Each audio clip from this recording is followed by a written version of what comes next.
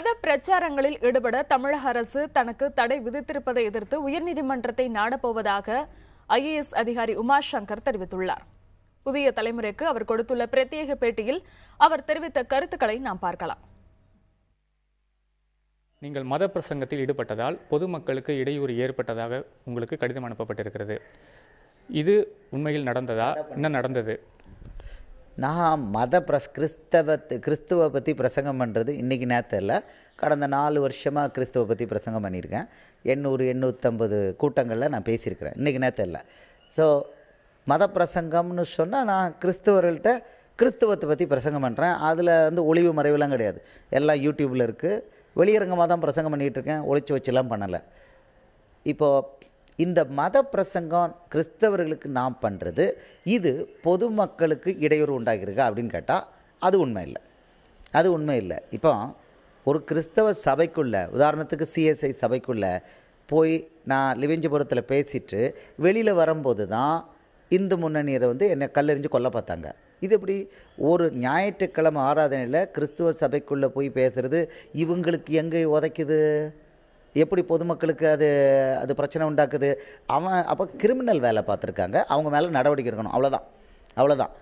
கிறிஸ்தவ சபைக்குள்ளே ஒரு கிறிஸ்தவர் போய் பேசுகிறது அவங்களுடைய அரசியல் உரிமை, அரசியல் சாசன சட்டத்தில் தரப்பட்டுள்ள அடிப்படை உரிமை. காவல்துறையில் உள்ள இன்ஸ்பெக்டர், அங்கே இருந்த எஸ்பி அவங்க சொல்லி இந்த கூட்டத்தை நடத்த விட மாட்டோன்னு சொல்லி கைது பண்ணுவோன்னு முதலே சொல்ல போய் தான் ஒரு நியாயமான ஒரு கிறிஸ்தவ கூட்டத்தை நடத்த முயற்சி பண்ணின ஒரு போதகரை ஒன்றையும் மனைவியும் கைது பண்ணிடுவேன் முந்தின நாள்லேருந்தே போலீஸ் மிரட்ட போய் இந்த தீவிரவாத அமைப்புகளுக்கு ரொம்ப தொக்க போயிடுச்சு.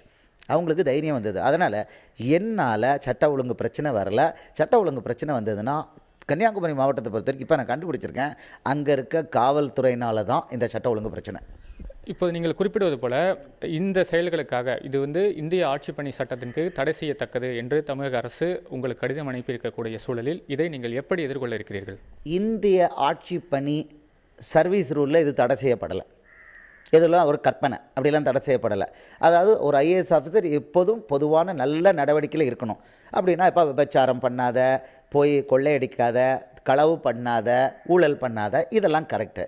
போய் ஒரு சபையில், கிறிஸ்தவ சபையில் போய் பேசாத, அப்படி பேசுனா அது ஐஏஎஸ் சட்டத்துக்கு புறம்பானது, அது தேச விரோதமானது.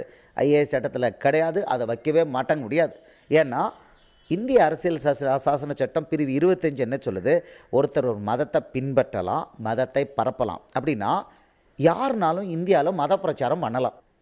ஒரு கிறிஸ்தவ மைனாரிட்டி, அதுவும் ஒரு சீனியர் ஐஏஎஸ் ஆஃபீஸருக்கு விரோதமாக தைரியமாக நடுங்க வைக்கக்கூடிய முறையில் காவல்துறை செய்து அதை அரசாங்கம் அது ஏற்றுக்கொண்டு அவங்க சொல்கிற ரிப்போர்ட்டை வச்சு நீ பிரசங்கம் பண்ணவே போகக்கூடாது, இயேசுவை பற்றி பேசவே போகக்கூடாது அப்படின்னு சொல்லி கம்ப்ளீட்டாக சட்டத்துக்கு உள்ளே இல்லாததை அவங்க கொடுத்துருக்காங்க.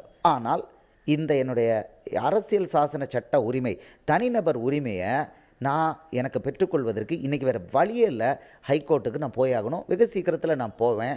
உமாசங்கர் தனக்கு அனுப்பப்பட்டிருக்கக்கூடிய அந்த தடை ஆணை, அந்த கடிதத்திற்கு பதிலாக உயர்நீதிமன்றத்திலும் உச்சநீதிமன்றத்திலும் இதனை சட்ட ரீதியாக எதிர்கொள்வதற்காக வழக்கு தொடுப்பேன் என்று சொல்கிறார்.